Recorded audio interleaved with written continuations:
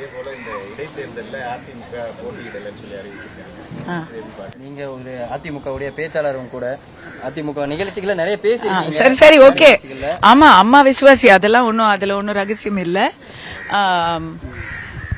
இடைத்தேர்தல் எப்பவுமே தமிழ்நாட்டுல இடைத்தேர்தல் வந்தா வரலாற்று பூர்வமா பாத்தீங்கன்னா எப்பவுமே ஆளுங்கட்சி சார்பான ஒரு ரிசல்ட் தான் வரும். அதுல யாரு போட்டியிட்டாலும் எவ்வளவு ஒர்க் பண்ணாலும் அது ரூலிங் பார்ட்டிக்கு இதுவா தான் வரும், சாதகமா தான் வரும்.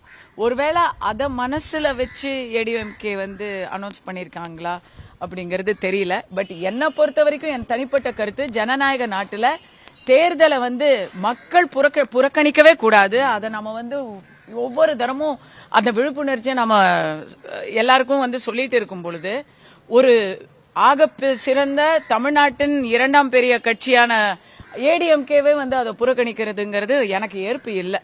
அவங்க போட்டியிடணும் தான் நான் நினைக்கிறேன். இப்ப இப்படி புறக்கணிச்சிருக்கும் போது அந்த தொகுதியில இருக்க அதிமுக தொண்டர்களோட மனநிலை எப்படி இருக்கும்? இப்ப நீங்க அந்த தொகுதியோட தொண்டர்களை பத்தி கேக்குறீங்க. என்ன மாதிரி அம்மா விசுவாசிகளுக்கே அது வருத்தமா தான் இருக்கு. ரெட்டை இலை இல்லாம ஒரு தேர்தல் நடக்கிறதுங்கிறது தமிழ்நாட்டுல இது முதல் தரம் நினைக்கிறேன். அது ரொம்ப எனக்கு ஏற்க முடியாத ஒரு அனௌன்ஸ்மெண்டா இருக்கு. இத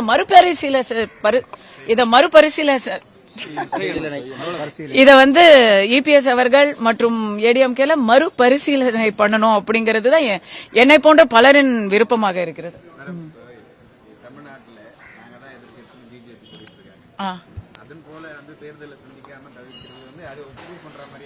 அது அந்த மாதிரி ஒரு பேச்சு நீங்க சொல்றது உண்மைதான்.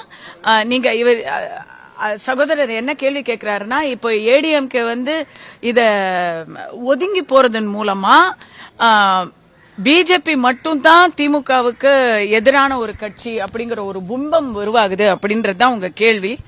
ஆமாங்க, திமுக இருக்கும் இடத்தில் அதிமுக அதை எதிர்க்க வேண்டும். அப்பதான் அது எம்ஜிஆரும் ஜெயலலிதா அவர்களும் உருவாக்கிய ஒரு ஏடிஎம்கேவா இருக்கும். அவங்க ஒதுங்கி போறது கண்டிப்பா பிஜேபி தான் இன்றைக்கு பிரதான எதிர்கட்சி, நாங்க மூன்றாவது இடத்துக்கு வந்துட்டோம், அவங்களே வாக்குமூலம் கொடுக்கற மாதிரி இருக்கு. என்ன மாதிரி எனக்கெல்லாம் அது ஜீரணிக்கவே முடியல.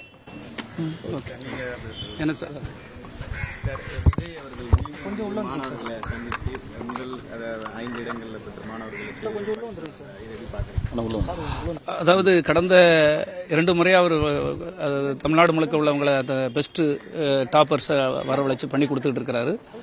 அந்த வகையில் இப்பவும் அவங்கள சந்திக்க இருக்கிறாங்க.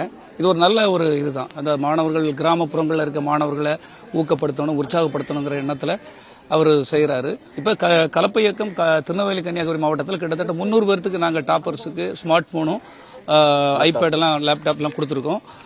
மாணவர்கள் தான் எதிர்கால இந்தியா சிறப்பாக இருக்கணும், மாணவர்கள் முக்கியங்கிறத விஜய் அவர்களும் தெரிஞ்சு வச்சிருக்காங்க. அதனால அந்த செயல்பாடுகள் நடக்குது.